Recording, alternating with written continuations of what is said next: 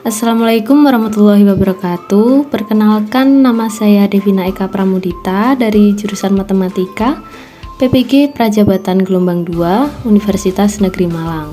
Kali ini saya akan menjelaskan mengenai perjalanan pendidikan nasional di Indonesia. Perjalanan pendidikan nasional sendiri dibagi menjadi dua masa.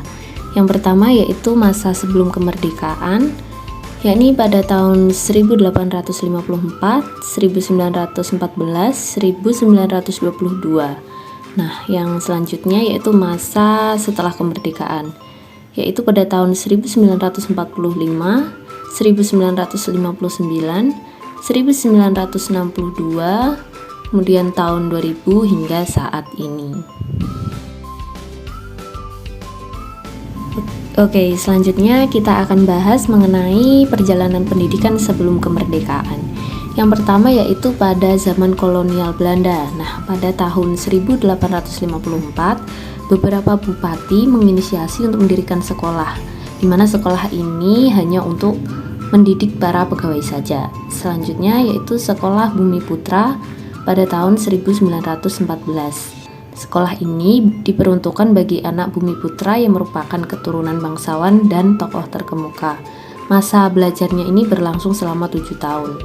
Nah, selanjutnya yaitu Sekolah Taman Siswa pada tahun 1922. Ki Hajar Dewantara menginisiasi pendirian Sekolah Taman Siswa pada tanggal 3 Juli tahun 1922. Pendidikan taman siswa selalu menekankan pada siswa untuk berpegang teguh pada diri sendiri dan tidak bergantung pada orang lain.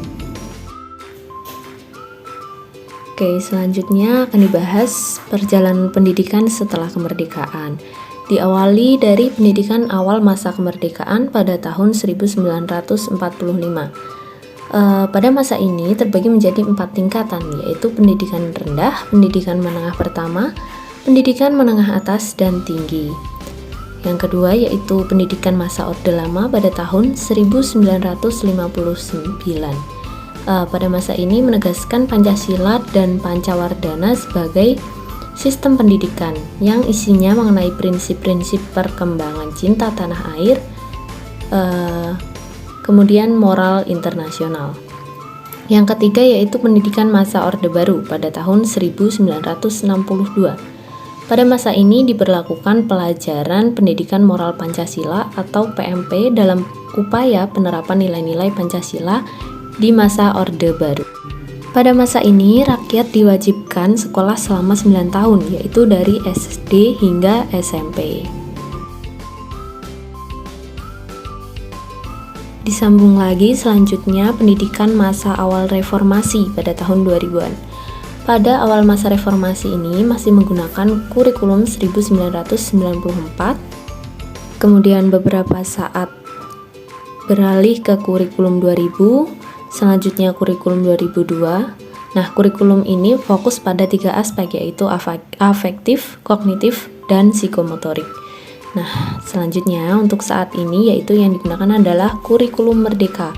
Kurikulum dengan pembelajaran intrakurikuler yang beragam, di mana pembelajaran berfokus pada peserta didik, sehingga pada pembelajaran ini akan disesuaikan dengan kebutuhan belajar serta minat masing-masing peserta didik itu sendiri.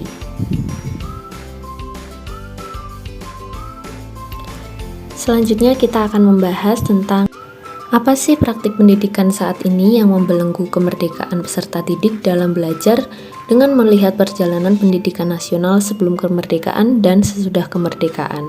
Nah, kita akan bahas dulu mengenai belenggu yang terjadi sebelum kemerdekaan, yaitu yang pertama tentang sarana dan prasarana yang kurang memadai, yang kedua mengenai sistem pendidikan yang hanya dikhususkan untuk kaum kolonial dan bangsawan, kemudian jumlah gurunya yang terbatas juga, serta sekolah yang hanya diperuntukkan untuk orang Eropa, sedangkan untuk orang pribumi hanya diperbolehkan sekolah dan mendapatkan mata pelajaran itu baca, tulis, dan hitung, dan masih harus bekerja untuk kolonial. Sedangkan untuk setelah kemerdekaan, belenggunya yaitu yang pertama pemerataan pendidikan di kota dan daerah yang masih belum merata, kemudian pergantian kurikulum yang menyebabkan guru serta peserta didik harus beradaptasi lagi dengan perubahan-perubahan sistem didikan tersebut, dan akhir-akhir ini juga terdapat tantangan baru lagi karena adanya pandemi yang mengakibatkan keterbatasan dalam proses pembelajaran. Selanjutnya, pertanyaan mengenai adakah model-model pendidikan saat ini yang Anda lihat dapat melepaskan belenggu yang belum memerdekakan peserta didik? Baik, jawabannya adalah ada, yaitu kurikulum merdeka. Dengan adanya kurikulum merdeka ini, pembelajaran memberikan kebebasan pada peserta didik untuk memilih mata pelajaran yang sesuai dengan minat dan bakatnya. Pada kurikulum merdeka ini, pembelajaran dipusatkan kepada peserta didik sehingga melatih mereka untuk berani menyampaikan pendapat mereka secara bebas. Selanjutnya, mengenai apa yang Anda tawarkan sebagai model pendidikan yang dapat melepaskan belenggu dan memerdekakan peserta didik. Yang pertama yaitu sistem penilaian berbasis deskripsi dengan menghilangkan angka atau dengan menghilangkan KKM, sehingga siswa itu akan berfokus pada proses dan tidak hanya berfokus pada hasil akhir saja. Kemudian tidak berfokus pada mapel umum, tetapi juga mata pelajaran lain yang bermanfaat untuk kehidupan meliputi keterampilan life skill. Selanjutnya yaitu membuat media pembelajaran yang interaktif agar siswa ini mau aktif dalam pembelajaran, sehingga mereka tidak akan takut untuk menyuarakan pendapat mereka. Untuk mendukung hal ini juga, guru hendaknya melakukan pendekatan dengan para siswanya agar mereka tidak merasa canggung ketika ingin menyuarakan pendapat tersebut.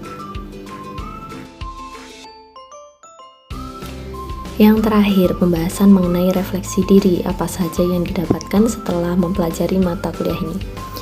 Yang pertama yaitu mendapatkan pengetahuan baru mengenai perjalanan pendidikan Indonesia, yang tentunya banyak masa yang sudah dilewati. Yang kedua yaitu pemahaman mengenai guru merupakan sosok yang penting dalam perkembangan pendidikan Indonesia. Kemudian yang ketiga yaitu memberikan motivasi untuk menjadi guru yang memiliki karakter sehingga dapat menjadi teladan bagi para siswa-siswinya nanti. Baik, sekian yang dapat saya sampaikan mengenai perjalanan pendidikan Indonesia. Semoga dapat bermanfaat bagi kita semua. Wabillahi taufiq wal hidayah. Wassalamualaikum warahmatullahi wabarakatuh.